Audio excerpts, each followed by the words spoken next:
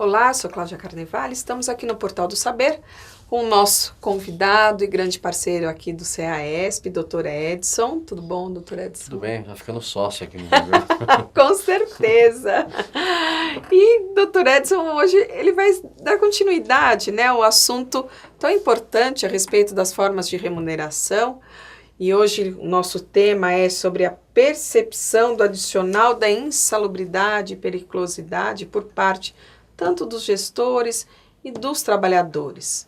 Né? Acho que a contribuição do Dr. Edson é muito significativa, até porque hoje ele está como presidente do Sindicato das Santas Casas, também um grande especialista aí com a consultoria da TES, que é o trabalho especializado em saúde, e responsável pelo blog Estudo em Foco em Saúde. Então vamos falar sobre esse importante tema, né, onde a gente vai estar discutindo o valor da saúde aí dos nossos trabalhadores. Será que vale a pena essa insalubridade?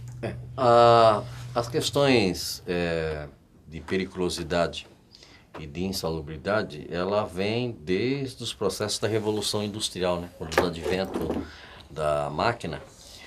Naquela oportunidade já existia em ambientes, né, crianças, menores, mulheres, idosos, que tinham saído da área rural para trabalhar nos grandes centros, nas indústrias. Então havia naquela oportunidade uma preocupação muito grande com esses trabalhadores, né? Com o advento da CLT em 1943, surgiu a oportunidade, né, de se aditar ao contrato de trabalho 2 percentuais acrescendo na remuneração do empregado. Um é o adicional de insalubridade e o outro é o adicional de periculosidade. O adicional de insalubridade, ele tem como base hoje o salário mínimo, né, que nós falamos em outra oportunidade aqui, as várias categorias de salário que existem. Então, o adicional de insalubridade é sobre o salário mínimo. Ele pode ter uma incidência também sobre o piso normativo de determinadas categorias, ou até mesmo sobre o salário mínimo regional do Estado, mas isso fica a cargo de disposições que são feitas em convenções coletivas. O adicional de insalubridade, ele tem percentuais que devam ser inseridos sobre esse valor e classifica isso em máximo, mínimo e médio. Desculpa, máximo, médio e mínimo. O valor do adicional de insalubridade em grau máximo, ele reverte 40% do salário mínimo. No grau de salubridade médio, 20% sobre o salário mínimo. E no mínimo, 10%. Todas as áreas insalubres, elas não são apenas por a vontade do empregador que tem que pagar esse adicional. Há de se fazer um laudo técnico e identificar onde tem esse local insalubre para poder pagar esse adicional. O adicional de periculosidade é diferente, até quando ele surgiu na própria CLT em 1943, ele revertia a questão do adicional específico para áreas onde houvesse explosivos, áreas perigosas. Hoje o adicional de periculosidade, até com o advento daquela questão de radioatividade que teve em Goiás em 1997, houve aí a questão de inserir no contexto do ambiente hospitalar o adicional de periculosidade para profissionais que trabalham em raios ionizantes, que seria na área de radiologia. E também inseriu aí a questão da periculosidade para o pessoal que trabalha na área elétrica. Mas é importante ter essa distinção pelo fato de que, para o eletricista, o adicional de periculosidade não é para aquele cara que conserta máquinas ou chuveiros ou liquidificadores. Era para aqueles profissionais que têm acesso às cabines de alta tensão, onde tem um valor de energia muito grande. Sim, sim. Para os profissionais da área de saúde, em especial os técnicos de radiologia, eles têm por estar em contato com radiodiagnóstico.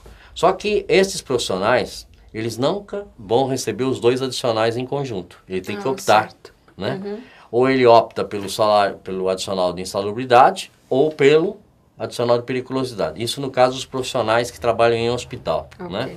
Obviamente que a maioria vai optar pelo adicional de periculosidade, pelo fato de que esse adicional ele é maior. O adicional de periculosidade ele incide sobre o salário do funcionário e não sobre o salário mínimo. Né? Então é essa a diferenciação.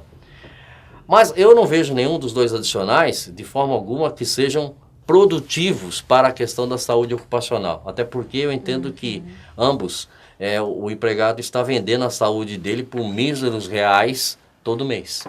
O que necessariamente precisa ser feito é mostrar o compromisso do empregador no sentido de diminuir esses riscos ocupacionais, seja ele na área salubre, seja na periculosidade, para diminuir isso, né? A própria lei faculta essa diminuição, mas há de se ter laudos técnicos específicos para dizer se pode ou não tirar isso adicional. Sim, claro. E essa é uma boa discussão, até porque quando né, se tem aí uma discussão, uma reflexão sobre essa diminuição, os próprios trabalhadores, né, eles questionam e defendem que deve continuar. Então a gente tem refletido muito sobre isso, né? Será que esse valor, né, ele vale a pena com relação à saúde desse trabalhador? Você veja o caso, por exemplo, do técnico de radiologia ou um médico que trabalha na hemodinâmica, por exemplo, que tem a percepção do adicional de periculosidade. Não é o fato dele receber esse adicional que vai inibir o seu risco de saúde. Há profissionais da área médica que trabalham em hemodinâmica que têm que ser afastados obrigatoriamente diante do grau de risco que eles têm. Os glóbulos deles estão muito baixos, eles têm que sair. A mesma coisa com relação à gestante que trabalha na área de radiologia, que ela tem que ser afastada no período de gestação diante do próprio risco. E a insalubridade, nós temos aí casos, por exemplo, você milita nessa área ambiental, nós temos os coletores de resíduos dentro dos hospitais, que eles na realidade recebem o adicional de insalubridade em grau, muitas vezes grau máximo, 40% do salário mínimo. Mas o que representa esse adicional para ele se ele não tem o equipamento de proteção individual? E não utiliza. Às vezes até tem, né? Isso é uma outra discussão que eu vou convidá-lo para estarmos falando sobre a questão do aumento dos acidentes de trabalho, né? Não só por não ter os equipamentos, e sim também pelo trabalhador não utilizar. Né? Essa é uma questão complicada.